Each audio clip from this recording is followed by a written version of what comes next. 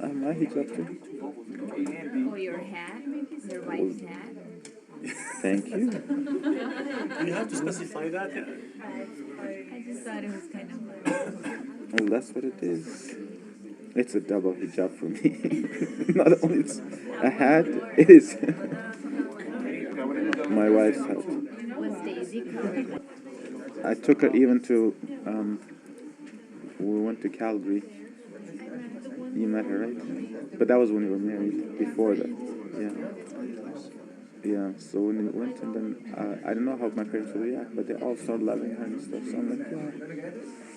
It's crazy. It became so easy. It was like, there was nothing, like, it was just so spontaneous. Very fast. Very, very fast. People don't believe me. They're like, how could you do it? The sound is okay, I think, right, Mike? How long has it been since you reverted? Huh? How long has it been since you reverted to Islam? I think 2 years before I met her. Yeah. I met her in 2010. Yeah. We got married July 2010 or something like that. Our marriage is on my birthday. It's crazy. Everything is. I know, but that fake stuff. Everything is on the same day. It's just strange. Saeed, is the mic okay? Ahmad, is it okay? Yeah, it's very good. Okay. Just want to make sure.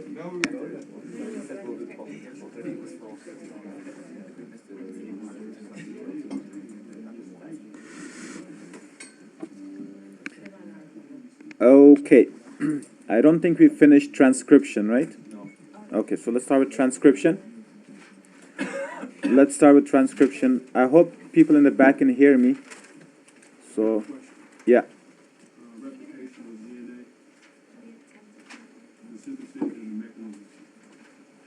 The synthesis and mechanism of DNA. Yeah, replication. You want me to go over the whole thing? No, just because on one paragraph it says DNA polymers cannot initiate the synthesis of a new strand. Uh-huh. If you go to the mechanism of it, at the last C, it says it can copy a DNA template in the direction 3 and 5 direction. Okay, good. I love questions early in the morning. Perfect. Okay, so we have a strand of DNA. Okay, let's do this. This is one strand of DNA, so I'll just use a single strand. By now you guys know there's two strands of DNA, and one goes continuously, one non-continuously, right? Okay. Now the issue here is DNA polymerase cannot initiate replication on a single strand. It has no ability. And the logic behind that is for you to remember is that in nature we find DNA in which form? Double-stranded form. So the complementary polymers have to be able to recognize only double-stranded forms. So single-strand DNA, such thing don't exist in nature unless you open it up with machinery like known as helices and so forth, right? So now we have DNA polymerase. They're the only one who can polymerize nucleotide or make DNA. They're the only one. There's nothing else. There's no other enzyme available in eukaryotic cells and prokaryotic cells that can replicate DNA. The only enzyme, it's polymerase. That makes life easier. Okay, but they have to be called DNA polymerase. Exactly. But we have about 5 types of DNA polymerases. Okay, so DNA polymerase, for them to initiate replication, they must be able to attach the strand that they have to copy. And that strand is actually single-stranded. But DNA polymerase cannot attach to single strand, they can only attach to double strand.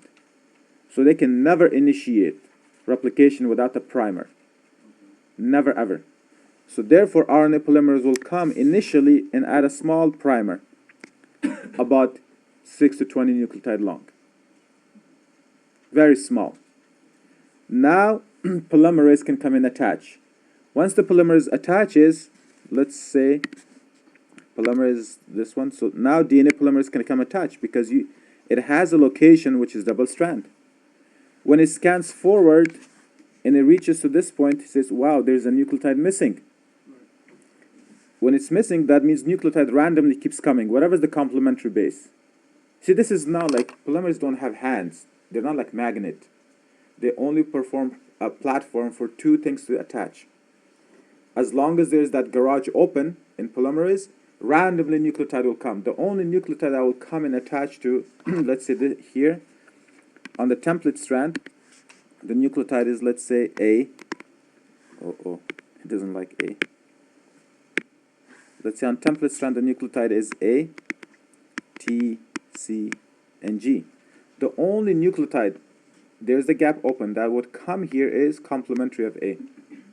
Although all of them has the ability to come, but they won't be able to form hydrogen bonds. They will leave. The one that can form hydrogen bonds, they will stay for a short while. And as long as your polymer is attached, they will make the covalent bonds between sugar and phosphate. Make sense? So where does splicing come in? Splicing is not part of DNA. That is part of transcription or mRNA processing. We'll do that today. Good? Yeah, you said DNA synthesis, for example, goes from 5' to 3', but to add things goes from 3' to 5'. No. See, frame reading, Frame reading goes, proofreading is 3 to 5. let me just, frame reading can mean anything. Okay. Now, copying of the DNA, okay, reading of the template is 3 to 5. Making new DNA is from 5 to 3. Okay, so going, like, for example, when I make, like, say DNA is made, and after it goes back, like, to proofread or whatever, it goes 3 to 5 to take out, like, RNA. Now you're talking about too many things. Let me slow down. Is that what it is? Like, I don't know what's the difference between frame reading and proofreading? Okay, let me slow down for you. So let's say this DNA, this is the parent strand. Yeah. It's in 3 to 5 prime from left to right. Okay? The only way you can read is from 3 to 5. Reading of the template, the original strand. Reading. Okay? Now you can read in this direction. But the new DNA that's made is 5 to 3 prime. Got you. Make sense? Makes sense. Yeah. So proofreading has to be in the opposite direction. So just reading is in the opposite. Yeah. Okay. And then ATP is only used when you with helicase and DNA polymerase. Like one ATPs. Polymerase primarily use ATP. ATP for every nucleotide. Yeah. Okay, good. Anything else? Nothing else? Good. Let's do transcription. Now, the whole idea of transcription is to make proteins. So today's, I want to do this lecture on transcription.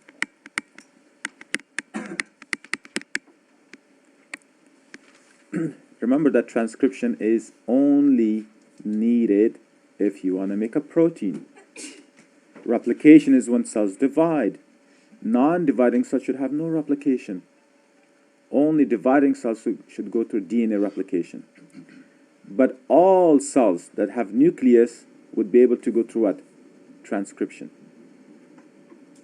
Dividing, non-dividing. Actually, non-dividing cells go through, dividing cells also go through transcription because you have to make some proteins to duplicate some proteins. So all cells can go through transcription. The only cells in human bodies, of course, are RBCs. They can go through anything because they don't have a nucleus. They don't have chromosomes, right? Okay, so in short, let's say this is DNA. And this DNA is then transcribed into mRNA. And the purpose of this mRNA is to get protein. This is what we're going to talk about today. Although protein synthesis is translation, it's a long process. I'll do that individually. But we're going to only talk about this part right now. But you have to know the purpose of this process called transcription is to make mRNA so you can use that copy and make protein. And make a protein. Yeah. Is the introns and extrons part of this process as well? I'm coming to that. Yeah. I'm coming to that. So I haven't talked about none of that yet. Yeah. Okay. So all of those are part of transcription. Now transcription has two parts to it. One simply making a copy of the DNA in the form of mRNA. And the second part is processing that mRNA so it's ready to go to the cytoplasm. As we discussed earlier, cytoplasm is rich in what? DNAs, RNAs. Very good. Nucleus. Good job. Enzymes that will digest RNA or DNA, don't matter. So once you make mRNA, you have to further stabilize it to make sure that at least for the certain amount of time, temporarily, it's stable enough. As long as you can copy that gene, until that point, you don't want that DNA or RNA to be digested. Okay, so that's why you have to do processing. So first we have pre-transcription, and then we have transcription, and then we have post-transcription modification. So 3 processes we'll discuss today. Okay, pre-transcription, okay, or activation of transcriptional enzyme, and then transcription itself, and then you would have post-transcription modification. If you really focus and if you just pay attention, I don't think you will need a second time to study this. It's that easy. It's almost like telling stories to yourself. If you're too young, if you have children, you can tell to your children. You can tell them bedtime stories. Hey, you know what? How transcription occurs. You're advancing. Why not? Rama saying, "Oh my God," he tells his kids these kind of boring stories. To them, it's not boring because it's from their daddy. Yeah, just kidding. Okay, now, there's the thing. So first, let's initiate transcription first of all. Initiate transcription first of all. Now, to do that, that means on the transcript, let's say this is DNA, so we start with DNA first. On this DNA, there should be a region that is called genes. Coding region. Green is good color, I guess. Red is stop, right? So I'll call it coding region. Okay. There are obviously some regions that are non-coding within the gene. Non-coding, which will not use in the processing of protein synthesis. The non-coding blue region is no instruction. It has no instruction on it. It's gibberish. It means nothing. Green has a meaning, has a code. So green, you can call it coding regions. Blue, non-coding regions. But of course, every gene, at the end of that gene, you must have a stop codon, a signal that tells you to stop. It's enough. As we said earlier, we would not transcribe the entire chromosome. That's too expensive and too long. Imagine remember what I told you, if you for example, X chromosome has multiple genes on them. If you do transcription of the entire X chromosome, you'll go crazy. I don't know why I picked on X chromosome. Let's go chromosome 21. I don't want to offend girls. Guys have X chromosome too. Okay, I'm safe. How many active chromosomes do guys have? How many active chromosomes do girls have? One.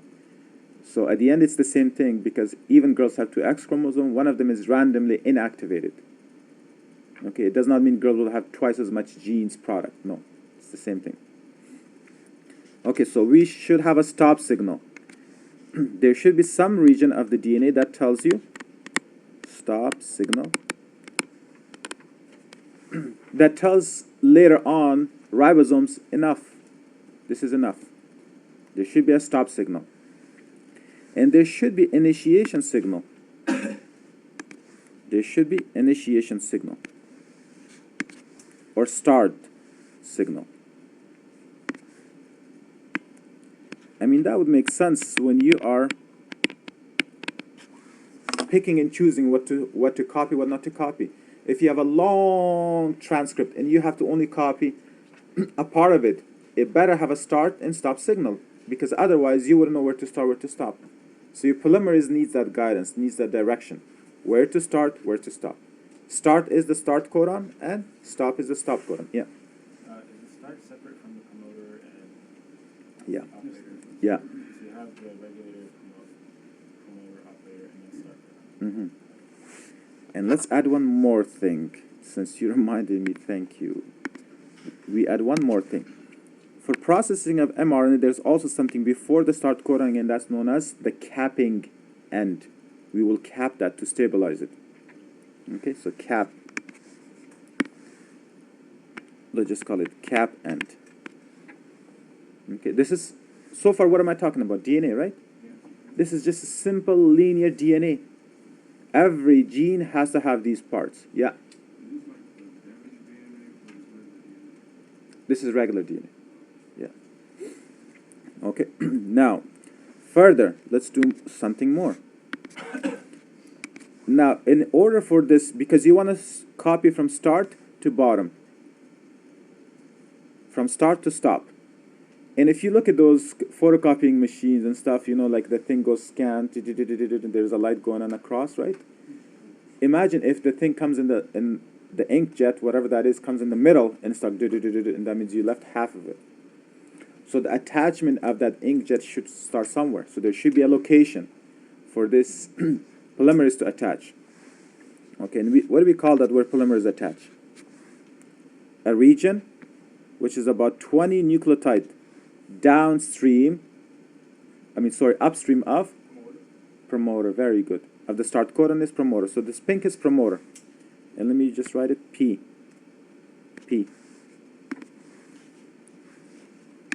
Promoter. Look, if you memorize the definitions, the rest will become easier. You must know what is a promoter. You must know what's an enhancer. You must know what is a repressor. You must know what is an operator. 4 definitions you should have memorized on Wednesday. Today's Friday? Yeah, because I told you on Wednesday. And if you leave it for today, then you're already like backed up. You have to know promoter today in order to understand that. You have to know inducer, you have to know repressor, and you have to know operator. If you think about it, why would you call something repressor? That means it represses, stops, blocks something. Inducer, activates, stimulates, induces something. Those 2 are easy. When we're talking about transcription, so that means inducers will induce or activate or initiate or help in transcription. Repressor will stop transcription or prevent transcription from occurring in the first place. Preventing is better. They don't stop it once it starts. So repressor will simply prevent transcription from occurring or initiating. Inducer helps in initiation of transcription. Are we good with those 2? Okay. Inducer initiates, helps in the initiation of transcription. Helps in the initiation of transcription. Repressor prevents initiation.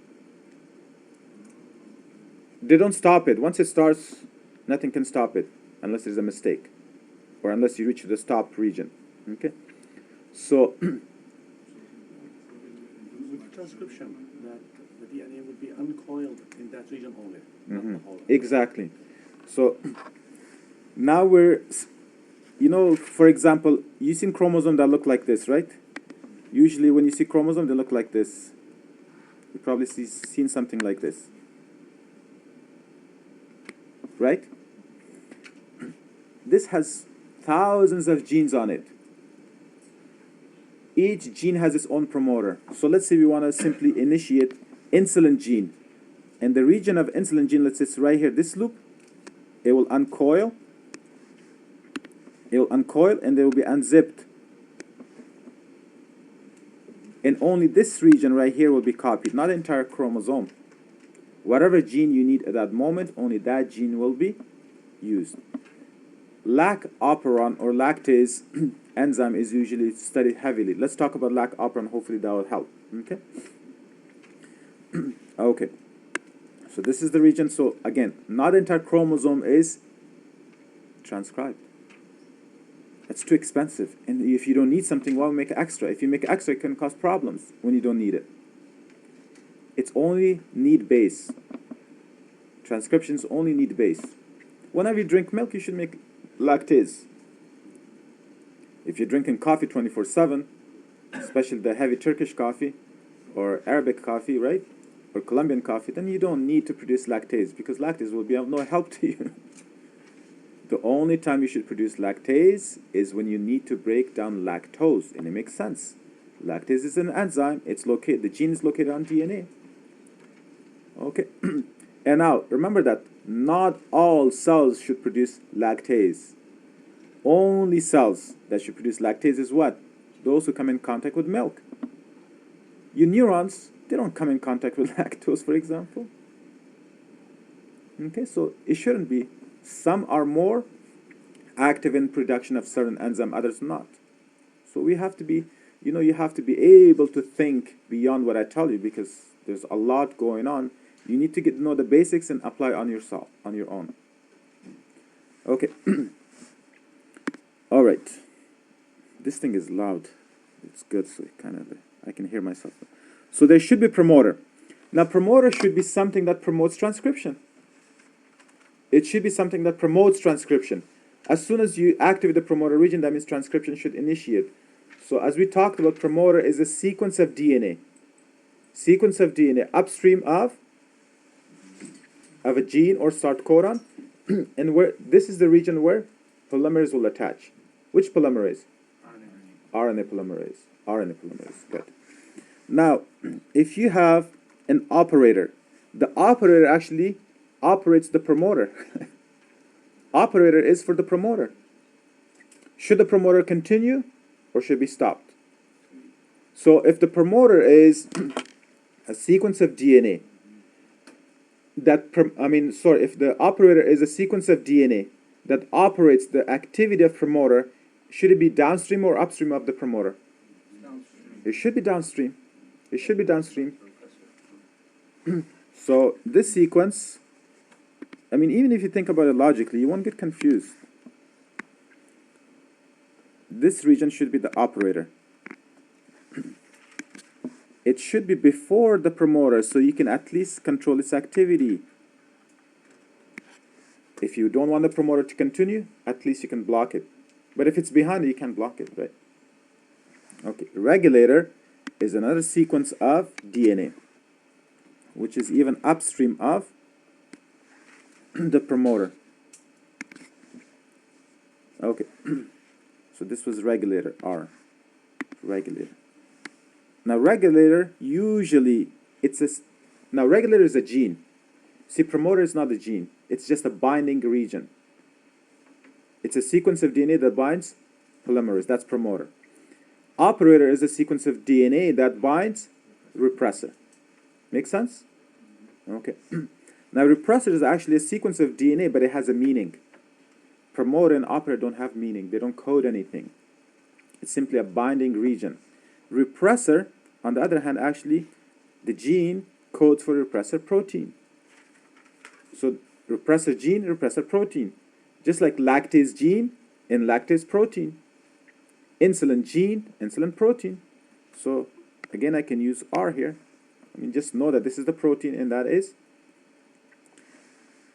the gene. So I'll make repressor red. Let's make it sort of a stop sign. Job of this is to stop what? Polymerase progression. Okay, so that's the repressor.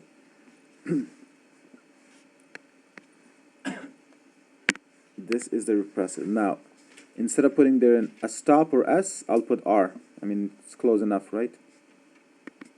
Close enough to S.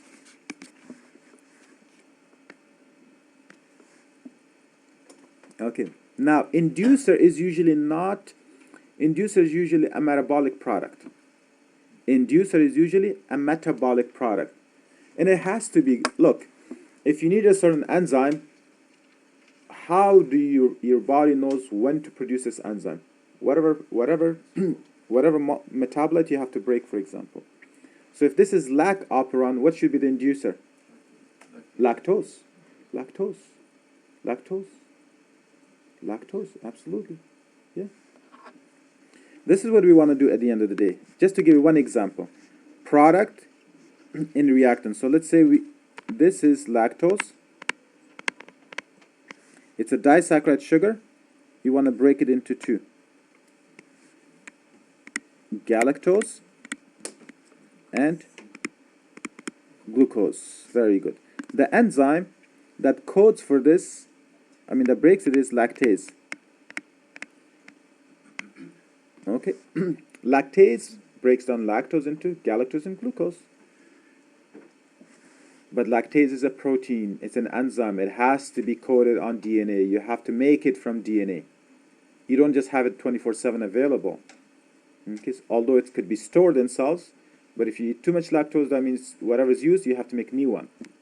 Okay. Now, when lactose increases in your intestine or your enterocytes, it's a signal for what? To make what? lactase. So therefore, it's common sense for lactose to be inducer. So the inducer is a sugar. In this case, yeah. In this case, not always. Not always. So only in this binding. The best way you can memorize it, inducer should always be a reactant. Inducer should always be a reactant. Inhibitor should always be a product. Those of you who know of negative feedback mechanism. Let's say I drink milk again. I don't know why we're talking about milk, because that's, I guess, what's tested. If I drink milk in my GI cell, in my GI cells, enterocytes, what happens? Milk comes in contact with my enterocytes. In my cells, the GI cells recognize there's lactose. I need to break it in order to absorb it. So lactose has to be inducer. But when do my cells stop? What is the signal for my cells to stop producing lactase? There should be something. And that is glucose. The product. So when you have a lot of glucose, you cells say, wow, I must have done a good job, because the only way I could have more glucose is to break down lactose. The only way. I mean, it's common sense again. Over and over, everything is common sense. I keep saying that term too much. I should restrain myself. So lactose should be inducer, glucose should be inhibitor. Inhibitor and repressor are slightly different things, but they can have the same function, yeah. Just about to ask you, wait, so you said inhibitor and repressor are different, so glucose would not be the repressor? Repressor is usually a protein. Yeah. Okay. All right, so let's say in this case, now, when you have too much glucose, that means the repressor is not able to attach. Not able to detach from operator. See, repressor is supposed to prevent the progression of polymerase, and it's supposed to block at the side of operator.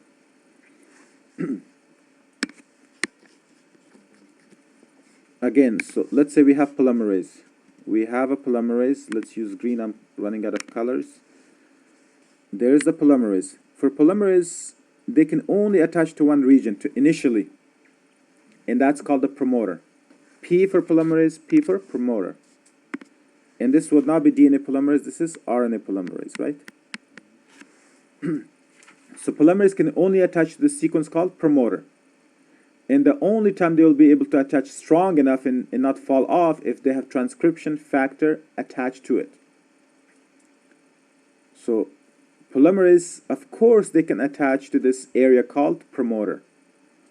Number one, promoter must be exposed. Number two, you need transcription factor. The only time the promoter sequence is exposed if you have transcription factor. It's a good fit.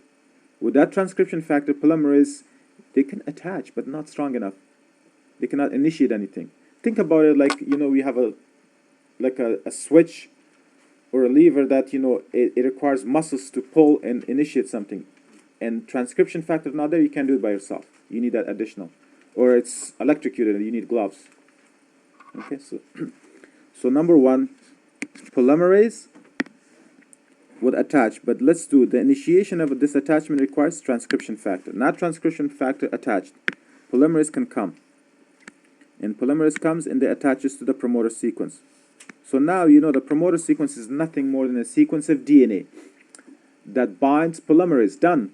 There's no other secret to that. At least at this point, I don't know. But all right, so when this happens, now look. RNA polymerase is supposed to move from left to right in this picture or towards the gene to copy those genes. But there's a big block in front of it called repressor. As long as you have the repressor there, transcription will not initiate. Okay? Transcription will not initiate. So now there has to be something that signals this gene to remove the repressor. And who's that? Lactose. If there's no lactose, repressor is always attached. Let's say lactose is this little circle. It's a disaccharide. I'll have two. Okay.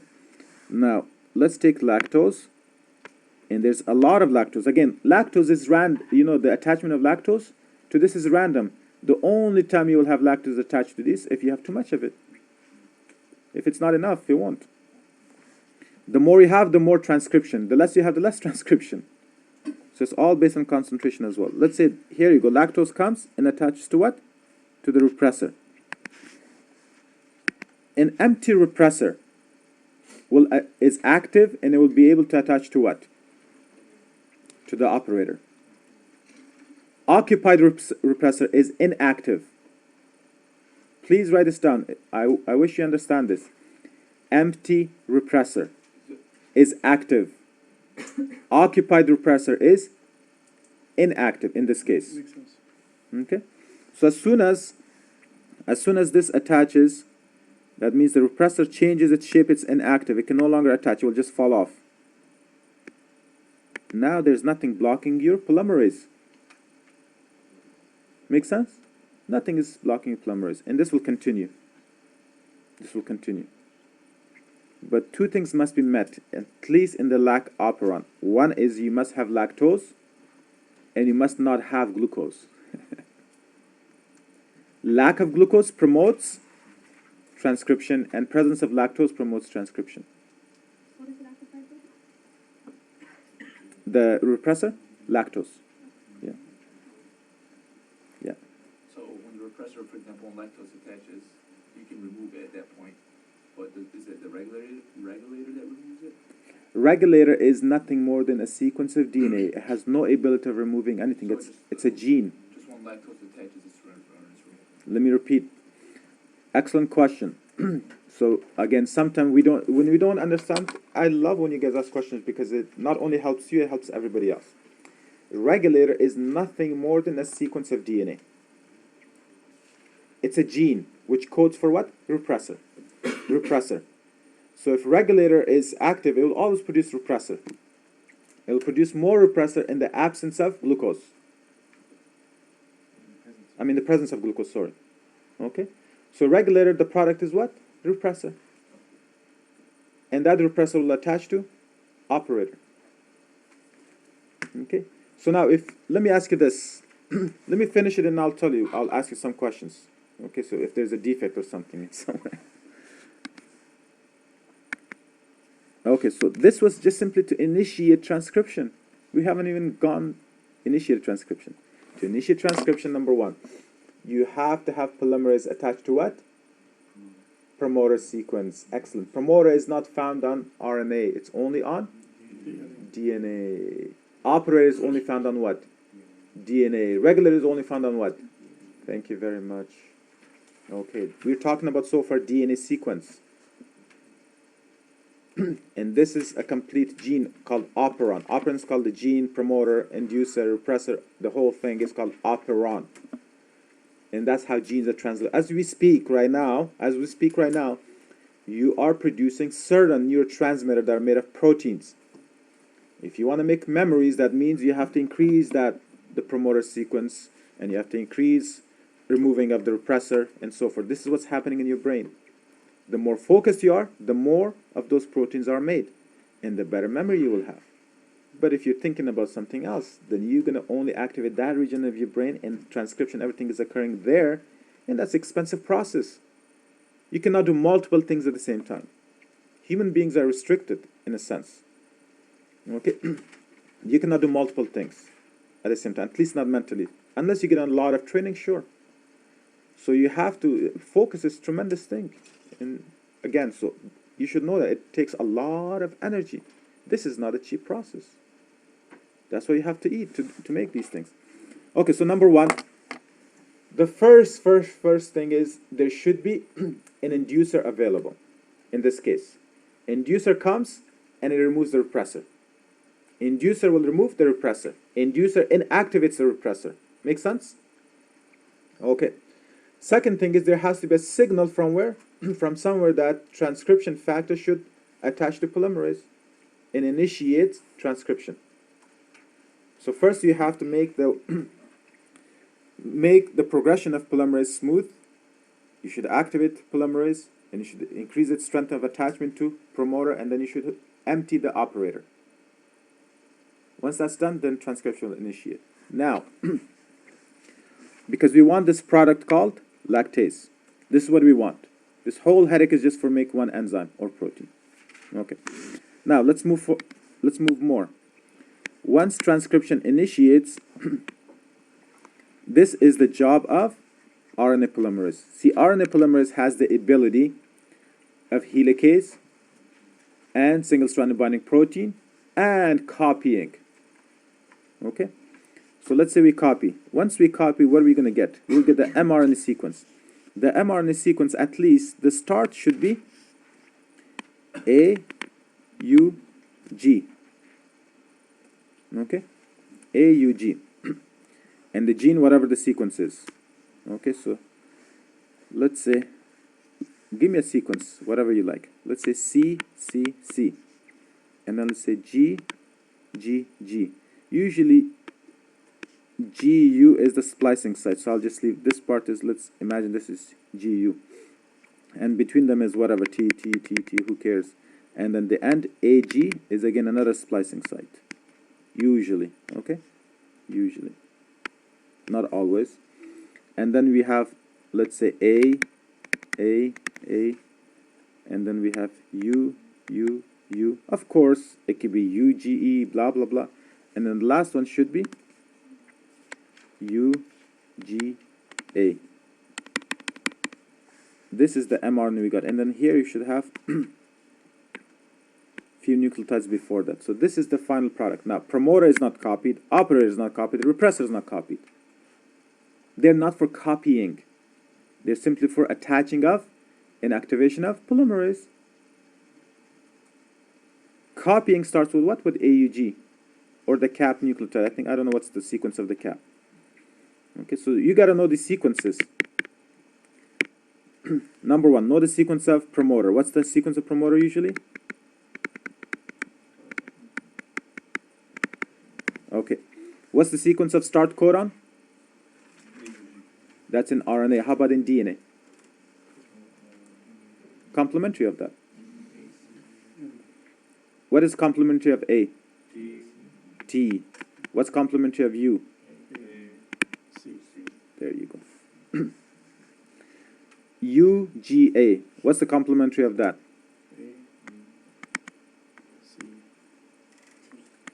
Good.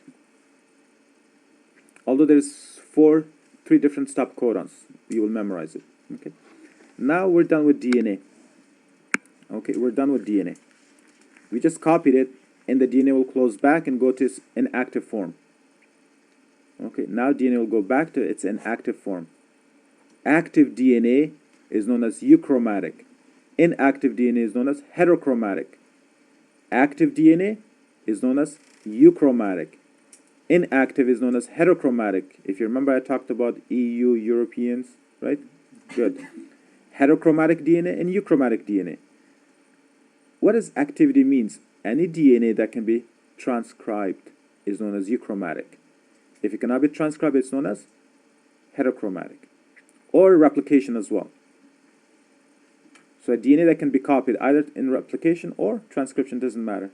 Heterochromatic, euchromatic. Okay, condensed, closed, looped. DNA is inactive, so it's known as heterochromatic. Loose, linear DNA is known as euchromatic because you can copy it. I'll show you that later, but just let's go with this now. So we have this final product. This final product of transcription, which is mRNA. So now this is called pre-mRNA or hnRNA. It's not mature mRNA yet. Let me put in bracket, it's pre-mRNA. It's not mature yet. You can call it immature mRNA, that's fine too.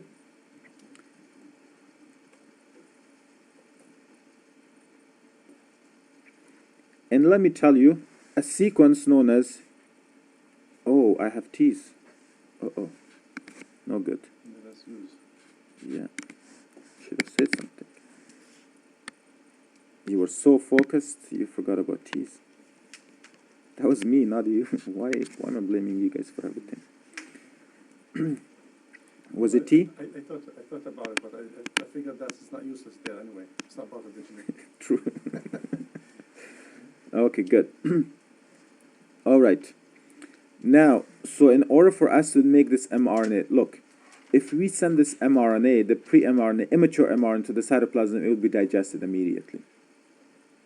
So you won't be able to use it to make a product out of that. So we have to process it. So it's called hnRNA. The first thing we do is we'll add methyl guanine cap at the 5' end. At the 5' end, you will add methyl guanine. Methyl guanine. Remember we talked about methyl groups? They're bulky. That means endonuclease or exonuclease. Which one can't recognize this point? Wait, what is the question? Sorry. Yeah, you because of methyl. Yeah, it's automatically installed. That's good. Huh?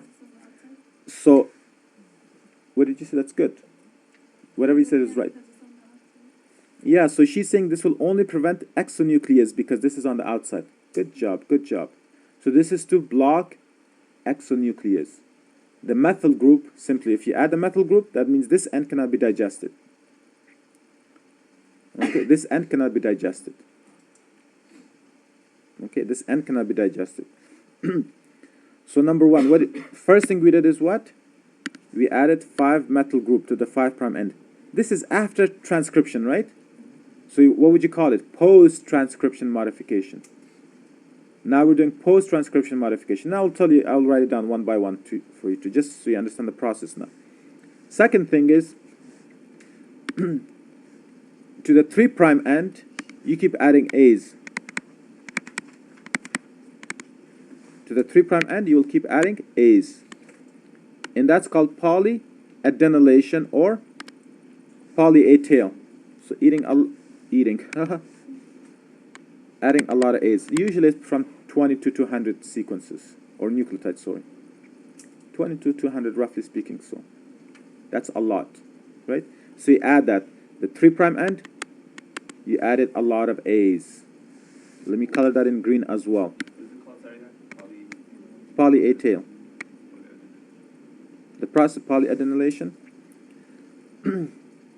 But you added A's, so you'll call that region poly-A tails, or you can call it 200 A's, 20 A's, 30 A's, 100 A's. Just call it poly-A's or poly-A tail because it's one end of it. Now again, the 3' end is not protected from exonuclease, but by the time because exonuclease can break one nucleotide at a time. So by the time they finish all 200, you have done your job.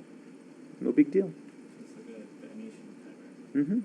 It just gives enough time for ribosomes to make a protein. It's almost like you're reading a photocopy. Once you're done with it, you're going to shred it. So just temporarily, as long as you can read it. So technically, when they add the A's, probably is the time they need more, because maybe some enzymes need longer time to produce. Or Exactly. So ribosomes, more A's. very good. So ribosomes need to copy this into protein. And that takes time. So it's almost like Instagram. Wow. Good analogy. It's temporarily available though. Once the job is done, it's destroyed. Because you don't want this. Huh? That's Snapchat. I apologize. What is Instagram?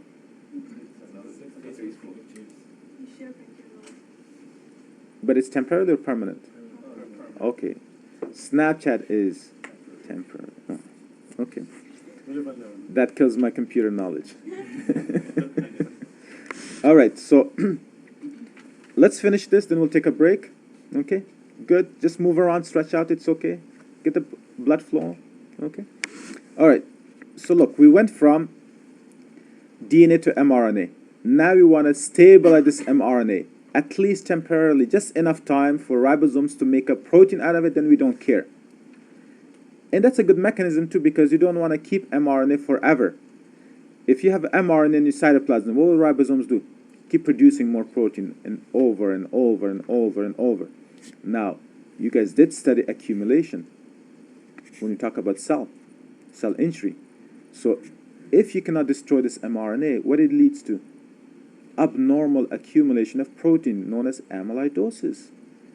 That can maybe lead to Alzheimer's, maybe can lead to other diseases. Okay, so there's will lead to a disease.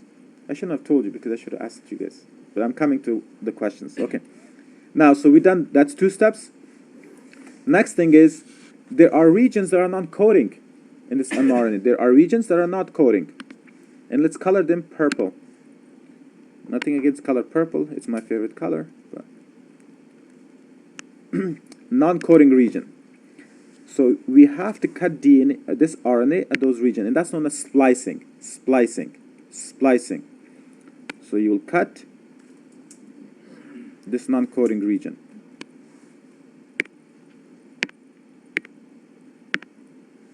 Okay, so non-coding region. I put the arrows here. Let's do this. There we go. That leaves me one short. Okay, I'll just do that. I'll just remove for this. Look, although it's cut between G and U, because I'm 1 nucleotide short, it makes a problem for me, so I'll remove the whole thing, just for simplicity, because I didn't do it right. There you go, just remove the whole thing. This is intron. Okay, so now, the areas, regions that are coding are known as exons. Okay, regions that have meaning. Let's say this area.